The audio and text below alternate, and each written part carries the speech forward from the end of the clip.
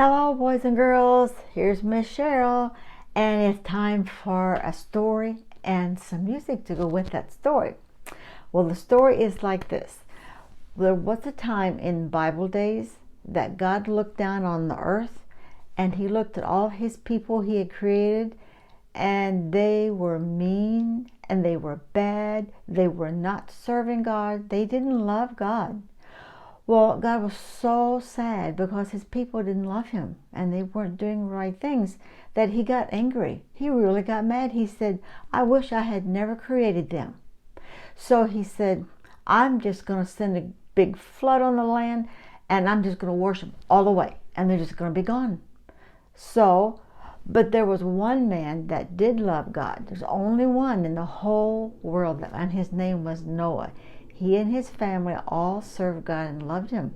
So God said, well, Noah, you I am happy with. I love the fact that you love me and you are serving me and you're obeying my commandments. So I'm not going to destroy you. I'm going to save you and your family, and this is how we're going to do it. I have a big job for you. I want you to build this boat. I mean, a great big boat, and we're going to call it an ark, A-R-K, ark. That boat, ark, was so big, it was big enough for Noah and all of his kids, all their families, and not only their families, it was big enough for all the animals that had ever been created, okay? So Noah began to work on that ark. Got his hammer out, he started building when the people in town thought he was crazy. But Noah kept building and building and building. And that ark got bigger and bigger and bigger. And so one day, God said, Noah, you can stop now. That ark is big enough to hold all of your family and the animals. So tell your people and your family to come on, get their kids together and get on this boat. So his family got on the ark and they looked out, and here comes the animals. There was 2 of every animal God made. Like 2 cats, 2 dogs, 2 elephants, 2 lions, every kind. There were 2. And those animals just walked down to that ark. There's a little bridge there, and they walked to a little bridge right up into that ark, and they were all in there safe and sound. Well, Noah had also put a lot of food in that ark so everybody could have something to eat. Even he could even feed the animals. So when that time came, God said, all right, it's time. And God shut the door of the ark. Now when God shuts the door, nobody can open it. And that's when the rain began to come. They could hear a little drip, drop, splash, splash, and all of a sudden the water just came down buckets, and there were big waves outside. They could hear the water, but they were safe and dry inside that ark. The water got deeper and deeper and deeper, and finally it was so deep it covered the whole earth, and that ark began to float. It rose up with the water and it began to float, but they were still safe inside. They were in that ark for several months, and so one day God said, Noah said, I'm going to stop the water now. And Noah didn't know how he was going to figure out when he could open the door, because if he opened it too soon, the water was still out there and it would just flood the ark and then they would drown. So there was a little window that they carved out the top of that boat, and first Noah let one of his ravens, that's a blackbird, fly out that hole up there.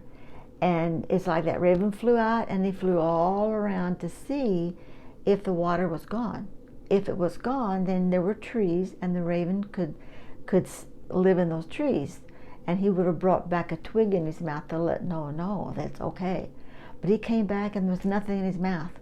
So he got back in the ark, and Noah shut that little window. He knew it wasn't quite time yet. There was still too much water outside. So they waited a while longer, and then Noah opened the window again. And this time he let a dove fly out the window and let the dove fly around and see how much water was still on the land. The dove came back and it had a twig in its mouth, and that's the way the bird told Noah, it's okay, you can open the door now, because there's land, there's dry land, and there's trees we can live in and the animals can live. So it's time to open the door. So he did. But you know, God didn't want his people to worry that every time somebody did something bad that he was going to destroy them and he was going to just wash the earth away again. So God said, Noah, I will never destroy the earth again. This is my promise, and this is how you'll know I'm keeping my promise. Every time it rains, look outside, boys and girls, because you'll probably see a rainbow in the sky, and it's beautiful. It has all the colors in the rainbow, and that's the way you can know that God is still keeping his promise. He will never destroy the earth again with water.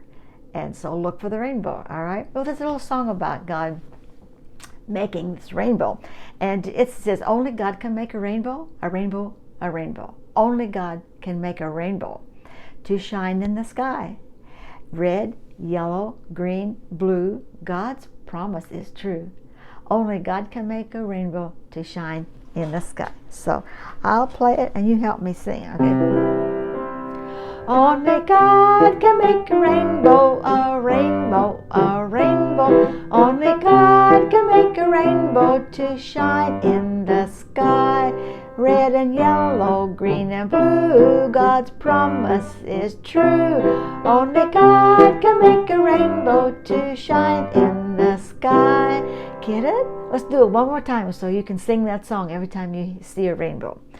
Only God can make a rainbow, a rainbow, a rainbow. Only God can make a rainbow to shine in the red and yellow, green and blue. God's promise is true. Only God can make a rainbow to shine in the sky. Yes, so when you go outside after rain, look for the rainbow, and that's God's promise to all of his people. So till next week, bye-bye. Have a good week.